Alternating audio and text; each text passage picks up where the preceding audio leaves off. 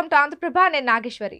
వరుస రాజీనామాలు, వలసలు బీఆర్ఎస్ పార్టీని కోలుకోలేని దెబ్బతీస్తున్నాయి. మాజీ మంత్రి జోగు రామన్నకు ప్రధాన అనుచరులుగా ఉన్న ward number 36 Ravindranagar colony councillor Ganrat Rajender, ward number 2 Mahalakshmi ward Chilukuru Nagar councillor Sanda Narsing, దీపాయిగూడకు చెందిన సీనియర్ నాయకులు బండారి చిన్నయ్య గులాబీ పార్టీకి గుడ్ బై చెప్పి బుధవారం కాంగ్రెస్ నియోజకవర్గ ఇన్ఛార్జ్ కంది శ్రీనివాసరెడ్డి సమక్షంలో కాంగ్రెస్ పార్టీలో చేరారు.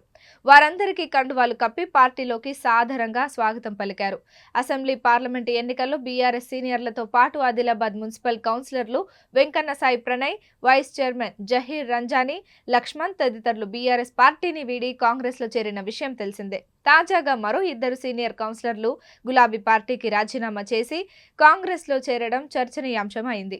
Adilabad municipal vice chairman Zaheer రంజానీపై అవిశ్వాసానికి తెరలేచింది. బీఆర్ఎస్, కాంగ్రెస్, బీజేపీ, ఎంఐఎంకు చెందిన 34 మంది అవిశ్వాసానికి రహస్యంగా సంతకాలు పెట్టి కలెక్టర్కు నోటీస్ ఇవ్వడానికి సిద్ధమైనట్టు తెలిసింది. అయితే బీజేపీ ఎమ్మెల్యే పాయల్ శంకర్ ఈ పరిణామాలపై చర్చించి వైస్ చైర్మన్తో పాటు మున్సిపల్ చైర్మన్పై కూడా అవిశ్వాసానికి పావులు కలుపుతున్నట్టు బీజేపీలో చర్చ సాగుతోంది.